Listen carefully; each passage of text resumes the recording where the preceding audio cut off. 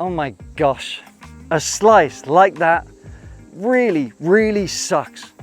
But how do you fix it, especially when it matters when you're out on the golf course? I'm going to show you how.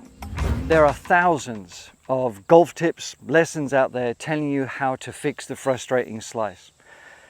A lot of them may work. Many of them are relatively simple. I've done some myself. But some, and the majority, are just too, not just complicated, but they're complex in a way that you can't just repair it that instantly. You need to put the work in. It almost needs to be segmented down to get the swing sequence correct. But we don't always have time for that because people do get frustrated with the driver. And what happens when we get frustrated with the driver? We try too hard. It's too hard, too hard! That translates into too much force, too much upper body, especially if you're right side dominant and you're a right-sided golfer or left-handed, likewise. But this right side overpowers and we shove it this way. And then it comes over the top. Our path is going that way. Couple that with an incorrect sort of release or wrist movement. We're sort of trying to hold on to it a little bit too much. Okay, we're scared to release it. Do you know why we're scared to release it? Because we are dominant with our right side. We're coming over the top because you know, subconsciously or consciously, if you allow that club to release like you should, if you were just throwing a club, if you did that with the over the top, that's going to go miles, just straight left. So you know, well, if I just hold on to it a little bit and I come over the top, I might have like a big controlled fade. You can call it whatever you like. It's not great. So we need to find something that's going to help the sequence, the release, and the path.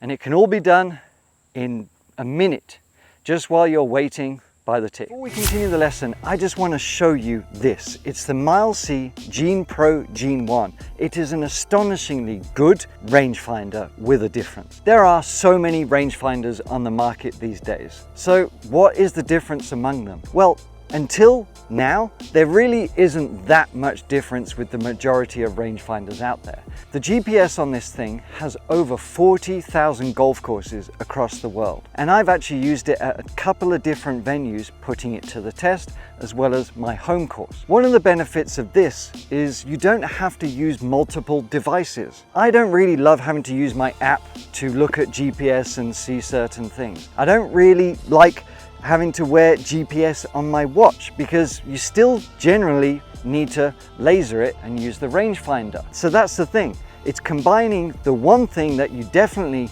will benefit from, which is knowing your yardages, with the detailed aspect of GPS on one device. It can give you the yardages to the front of the green, to the middle, the back, and also pin, as well as slope function on or off. It just makes accuracy that much easier. I'm all about keeping golf simple, and this helps me do just that. For all the things it does in one simple package, it's going to help your game as well. First step is the release, okay? Told you we don't want to be holding on to it. We're always holding on to it. We need to release it. And we need to release it more with your front arm, okay? In my case, the lead arm. And how we can really encourage that release is not so much thinking about the wrists for now, even though that can help. I want us to focus more on this elbow, all right?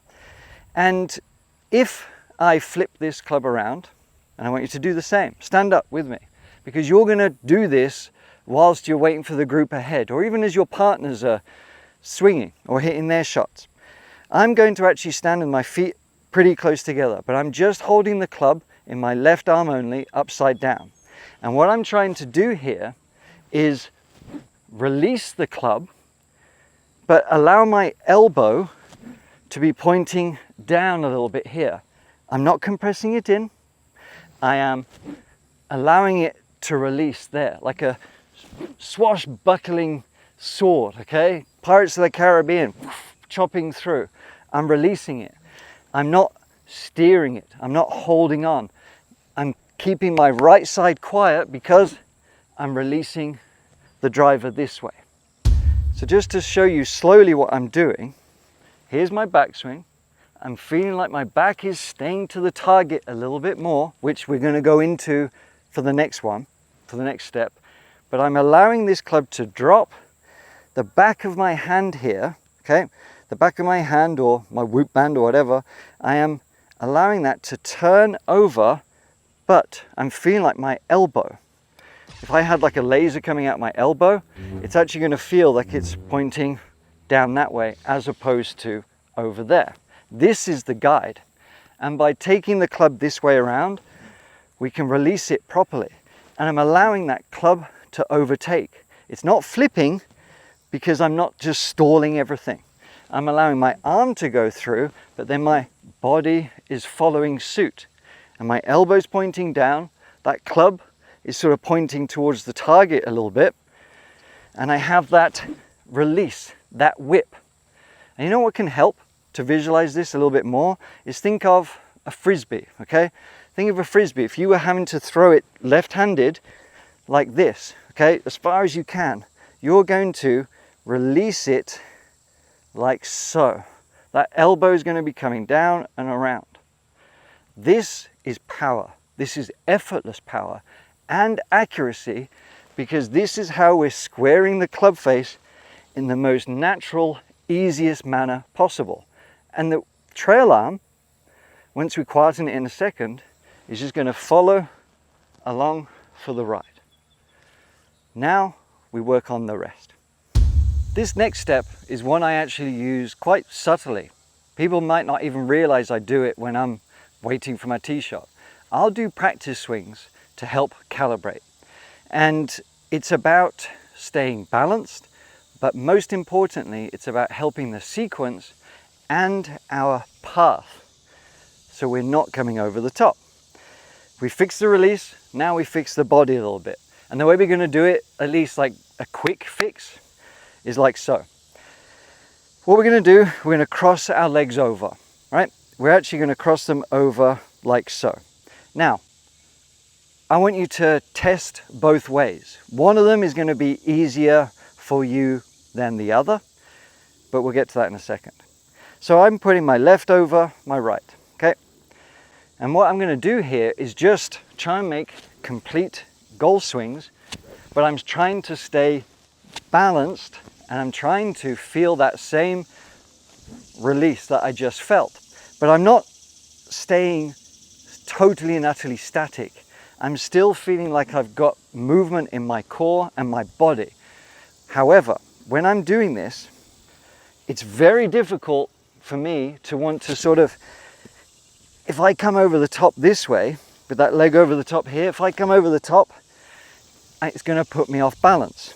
Likewise, if I put the leg over the other way, I can stay a bit more balanced, but it's actually encouraging me to get away with swinging over the top because I've got that right leg over, I'm making my backswing and I can get open a bit more. It feels a little bit easier, but I'm not fixing or exaggerating my path. So I put left over right, and now I'm feeling like I make at least a 3/4 backswing, just allowing that club to go behind me, but now I'm dropping it into the slot here. So I'm back down to sort of parallel, that line more or less going towards the hole, a little bit out to the right, or the target rather. And now I'm releasing it here. I'm releasing it there. What that's doing is encouraging me to wind up behind, but now as I drop those arms, it's enabling me to keep my back to the target a little bit longer. If I do that, I'm going to strike it well and release it. If I get dominant, like this takes over, I'm going to be here and kind of stumble and fall over. So I can't cheat. And that's why it's so very useful. Nice little draw, no slice, simple. Watch this lesson next because it's going to help you hit the driver not just straighter, but further. See you next time.